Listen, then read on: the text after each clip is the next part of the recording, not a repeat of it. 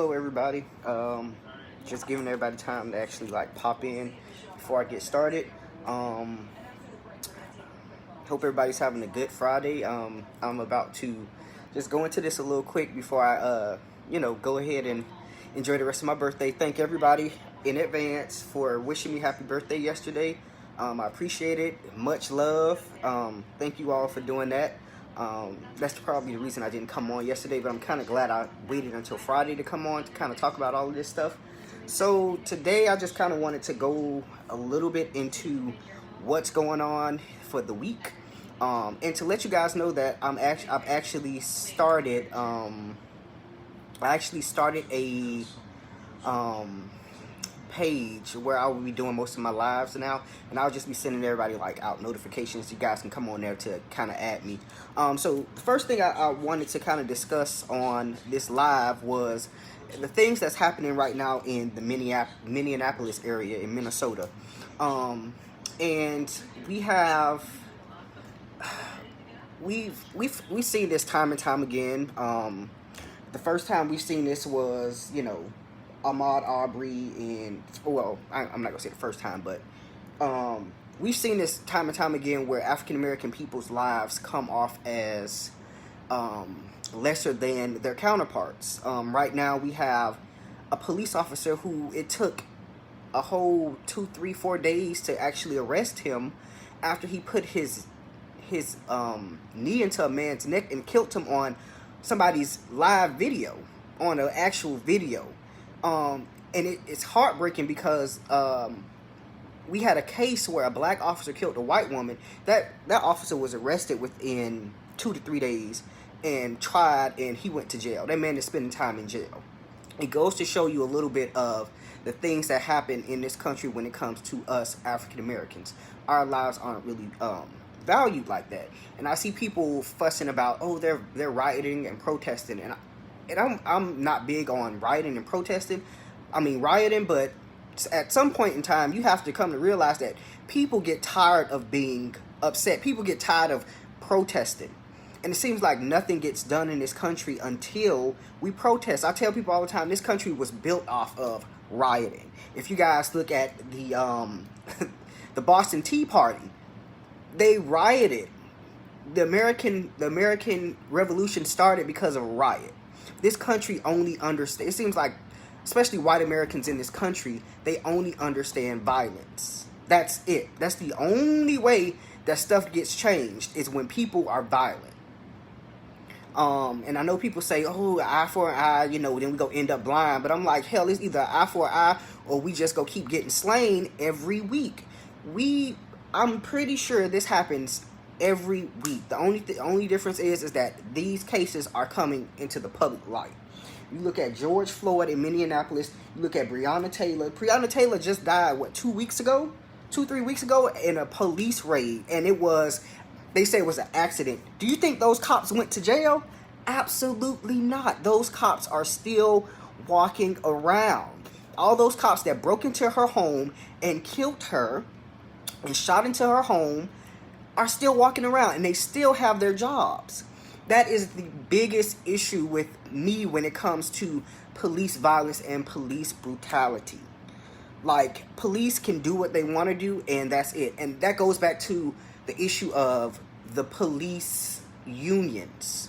If you guys don't know about police unions, the police unions are the reason why these police officers have this superiority complex that they can do anything to the American people and be fine with it.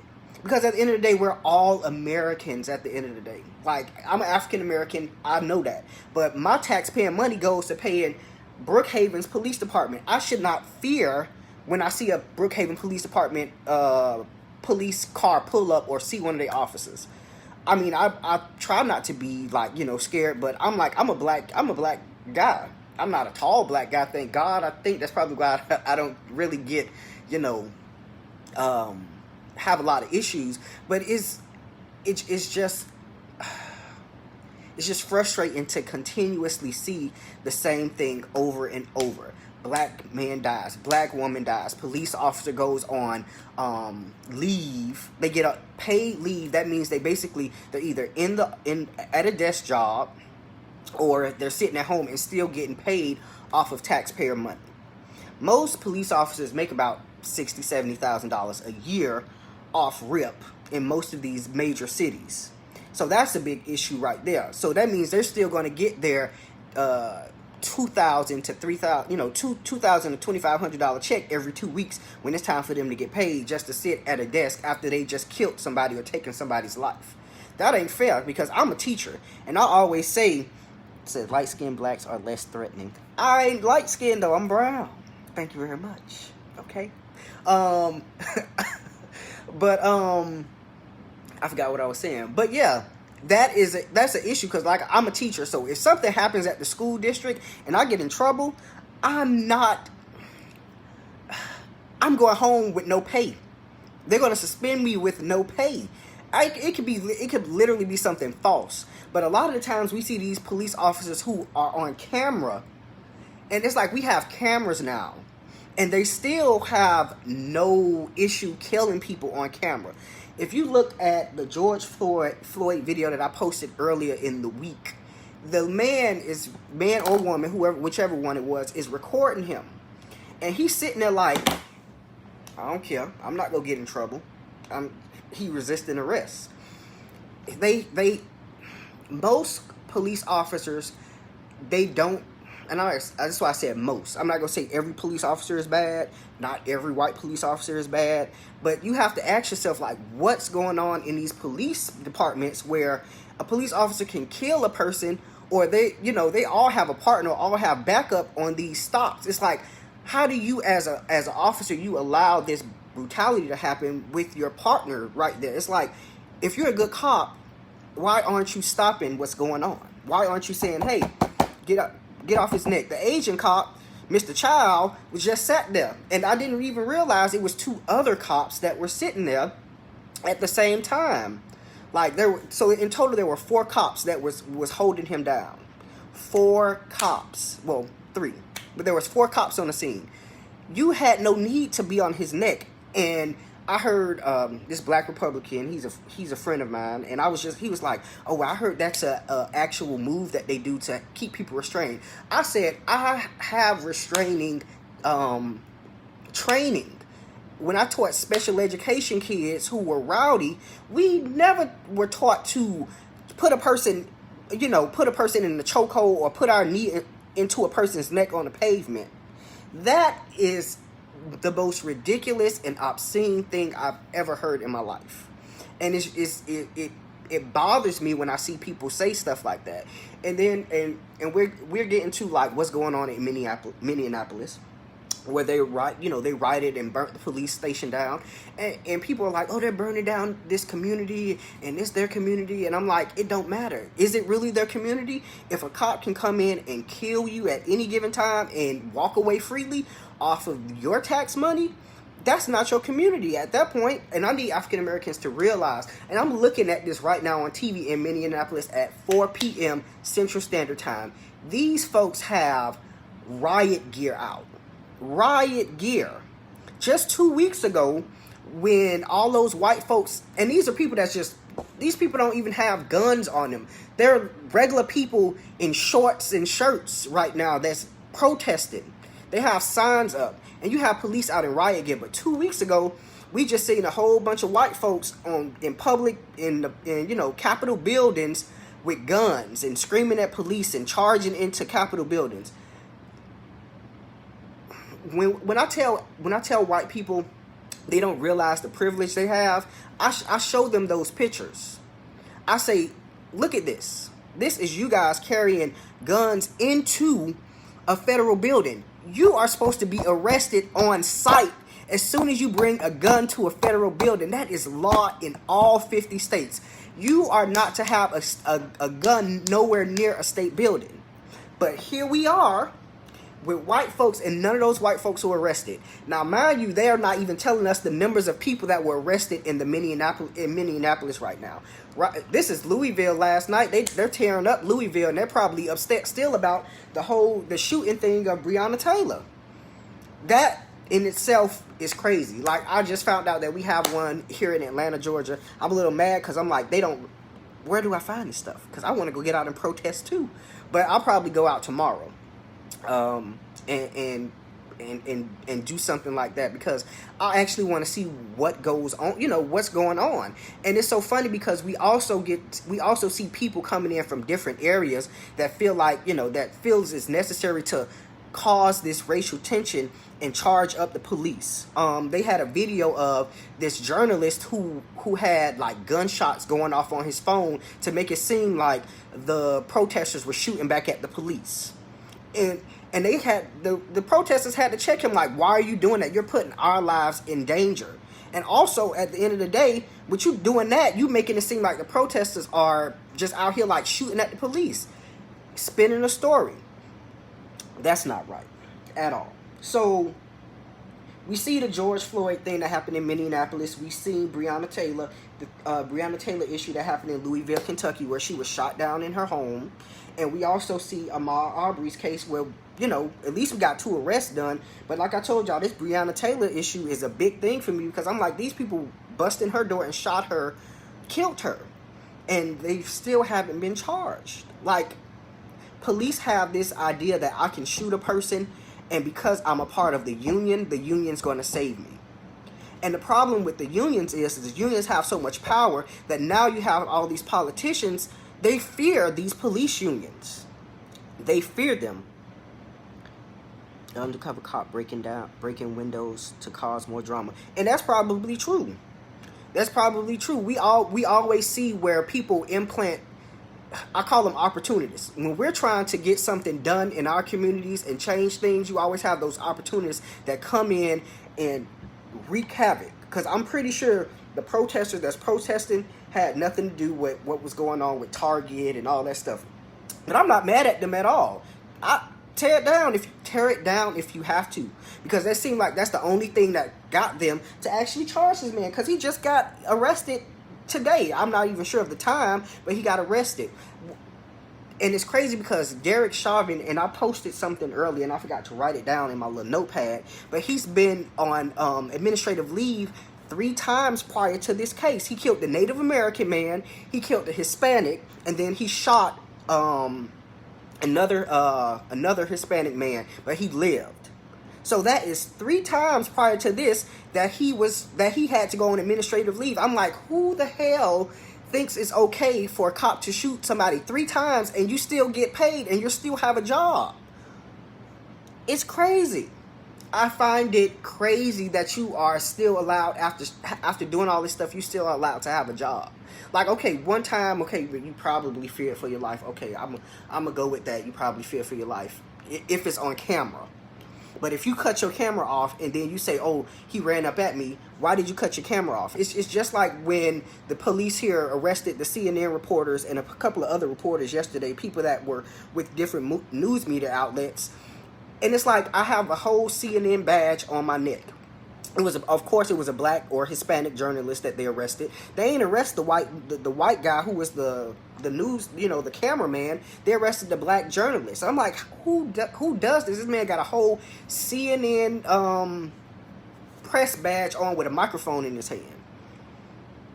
But again, it goes to show you that these cops, they have this superiority complex. I put on this uniform and I'm the man. And it shouldn't be that way. You should take delicacy with the black community just like you take delicacy with the white community. Another problem we have with a lot of these white officers or officers in general, because we have some badass black officers and some badass Hispanic ones as well, who a lot of them are the newbies in the precinct. I honestly just see that police officers don't get enough training. Because I look at some of the Army training compared to some of the training that these officers get, and I say it's a huge difference. A huge difference in how they're trained. Like, it's like you're supposed to be trained to de-escalate a problem, and you're not de-escalating anything when you body slamming somebody into a pavement or into a car, or when you got to choke somebody out. Where is your training that you went through for 3 months to be honest, a lot of them need some psychiatric training, and a lot of them need some some racial bias training as well. Hi, Mr. Jones. I see you, but I'm kind of talking here. But how you doing? It's good to see you. Good to see you. I'm trying to get my points across. So yeah, and then again, and they're showing Chauvin's criminal complaints. The man has a rap sheet as to, him, as to what he's done as a police officer. And I feel, and then it goes back to Amy Klobuchar. They kind of mentioned her a little bit earlier today. Like, they asked for him to be prosecuted many times before, and what happened is I guess the Minnesota district attorney or whoever is over the police affairs pretty much just swept it under the window. And that's always what happens, because a lot of the times you have the police unions and a lot of these people that are in the in the attorney general's office or are prosecutors. They go hand in hand because they work together. So a lot of the times it's like, okay, well, you shot this man. We got to figure out what we can do to, figure out why, how we can get you off. Because whenever a black person is killed, if you guys notice, the first thing that these folks like to do is they like to run to people's social media. They like to run to like old records of them. The person could have did a crime when they was 15, changed their life around and moved on with their life. But you have these people that like to go dig up these people's records and then blast it. And all of a sudden now the narrative has changed. Oh, he was a criminal in 1985. Well, shit, he was a criminal in 1985. It's 2020. What has he done since 1985? He's been an upstanding person since then. Big issue. So, one more thing. Y'all, I tell my family this. I told my mama this. I say, if something happens to me, keep Sean King, I call him Talcum X, keep him away from my family and the Benjamin Crump guy. Because, I mean, I guess he's good for getting these folks money. But when it comes to justice, I'm like, if I get killed by police officers, y'all can get the money, yeah, but I need these folks prosecuted. Hey, Jim, what's going on? How you doing? I need these people prosecuted to the fullest. Right now, Derek Chauvin, he got 3rd-degree murder. I'm not gonna get into law right now because I haven't studied law. I'm not a lawyer, none of that stuff. I'm not in criminal justice. I was an English major. I mean, I can read up on it and come back to y'all with that information, but he got a 3rd-degree murder charge. And the reason why he got a 3rd-degree murder charge, the one thing I do know about these charges is something that needs to be changed on a national and local level. Because 1st-degree murder, you only get 1st-degree murder for murdering a kid, the elderly, a relative, and I believe a police officer. So those are the only way that you'll get 1st-degree murder is if you kill one of those people. And you see how high up they put police officers on the murder thing. So we have to get that changed all across the board. It says tuning in, Ben Crump hasn't won, and he has not won a case yet. He definitely gets these people the money, but he has not won a case yet. Again, I don't want them in. Y'all find me a good lawyer, please. Yes, 1st-degree murder is premeditated with a malice intent. But again, you have to change it nationally and even probably statewide, because again, they have police. You killing a police officer, you can get charged for 1st-degree murder as well, or officer of the law, or something like that. It's something that they were talking about. Vicious intent and premeditated murder is grounds for 1st-degree, right? And in all honesty, I feel like he should have got. I feel like this man should get 1st-degree murder, because when the man said, "I can't breathe," and a person putting pressure on a person's neck using that move. That to me is malice intent. Even if it's malice intent to harm this person at the end of the day. You putting your knee in this man's neck, and the bystanders telling you, hey, he's not responsive. He's not responsive. And you can feel when a person's breath is leaving their body. So, yeah. I don't want to hear that whole, third-degree murder charge thing. This man really needs to be put away for at least 20 to 25 years. That's on that. But then we have our illustrious retard of a president, Donald Trump, who basically used a 1967, is a police chief from Miami, my home state. Again, Florida police people, they not the best, but I wrote it down because I didn't want to forget this man's name. But the police chief of 1967 was a man by the name of Walter Headley. Okay, Donald Trump today said, "When the looting starts, the shooting begins." And when I heard that, and that's why I always tell people, I'm like, y'all gotta be crazy if y'all think this man really cares about you guys, because he don't. If you have a person that is willing to, if you have a president or a person in office that's willing to allow its citizens to die because of looting, you need to wake up real quick. And that's all I'm gonna say on that, because I really don't want to get into Donald Trump, because he just pisses me off when I actually talk about him. And I tell you guys also, I just read Val Demings. Remember I told you guys about Val Demings in my previous lives. Val Demings, she is a representative. She's a U.S. Congresswoman from the state of Florida.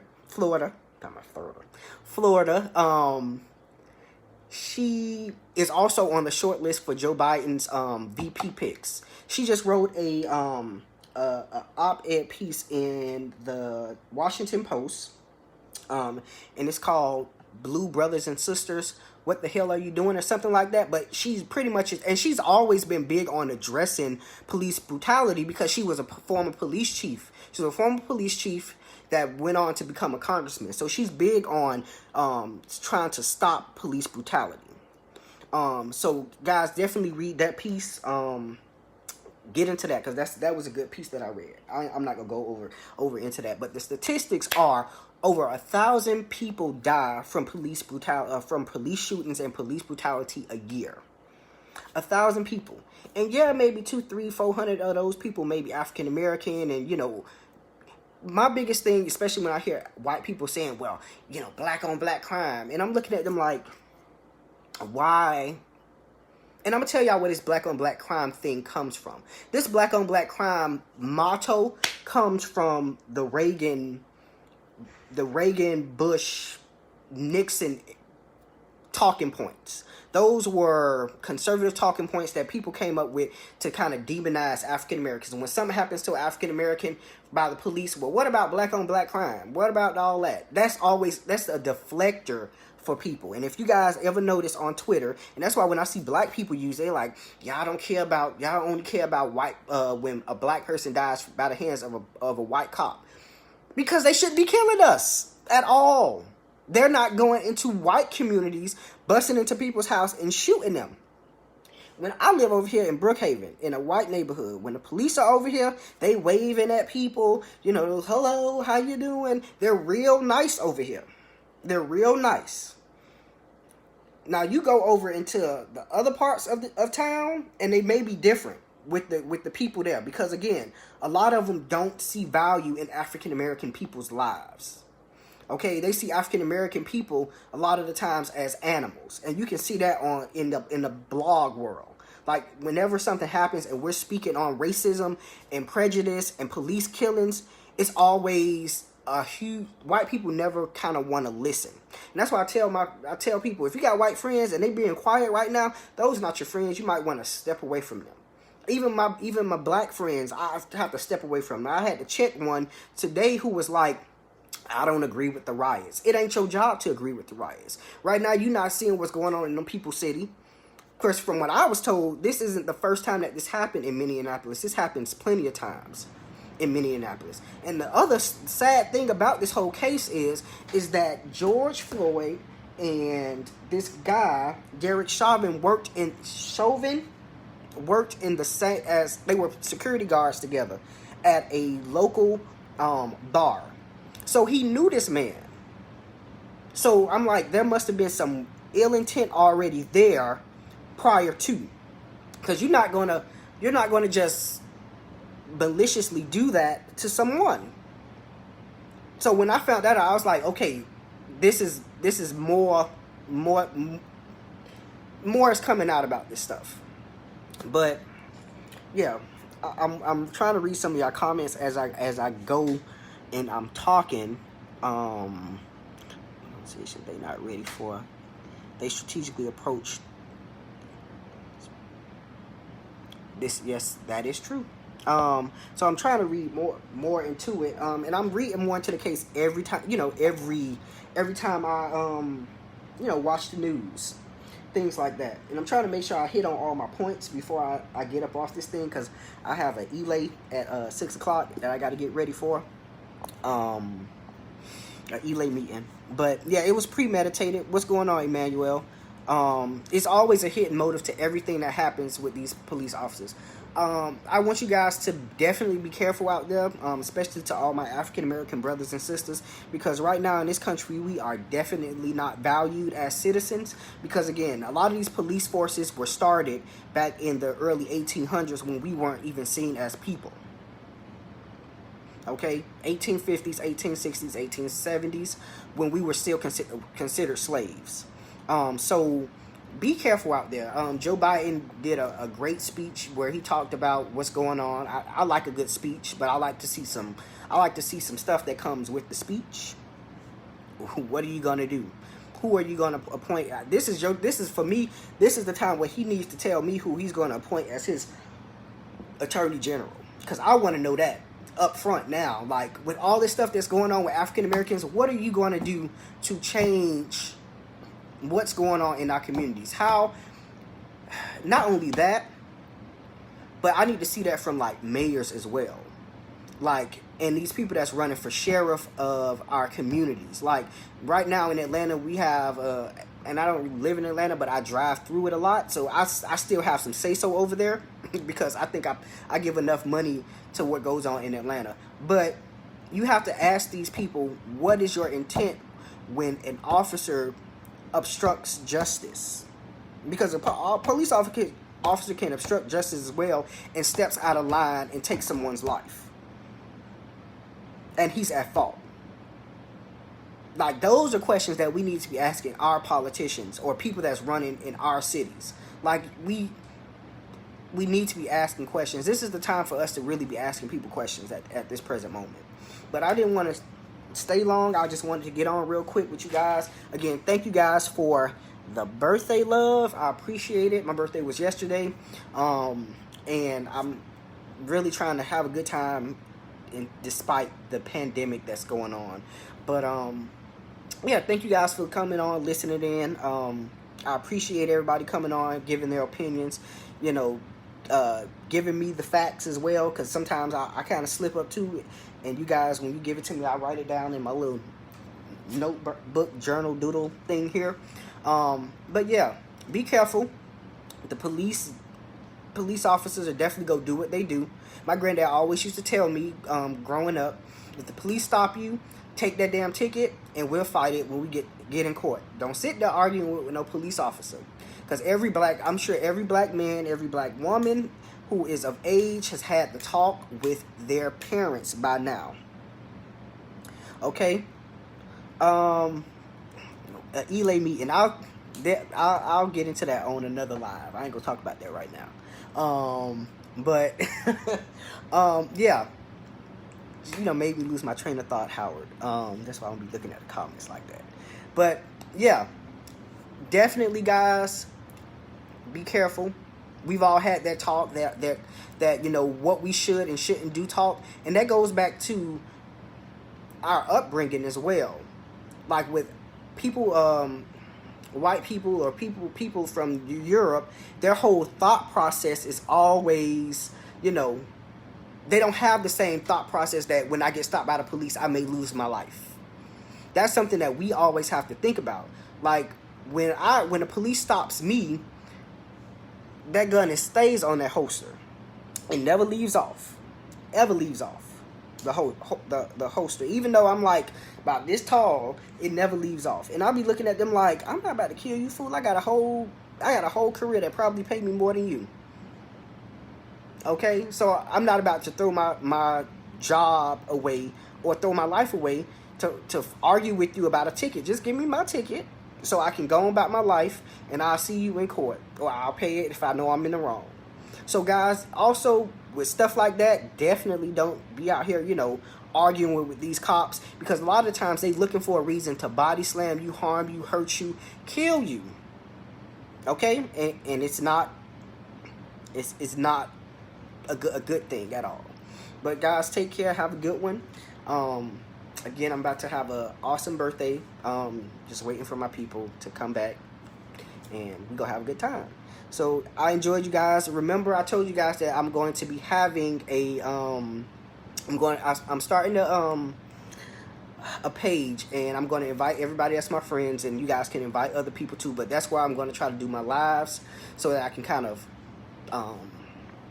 grow my following. Because in essence, I do want to make it on TV, because I do feel like young people like myself with a different perspective and voice needs to make it onto these bigger platforms, so we can speak up, not just for our communities, but for people our age, because we're millennials, and right now our country is being run by people that's in generation, I'm not going to even say generation X, but baby boomers. We got Donald Trump as a baby boomer.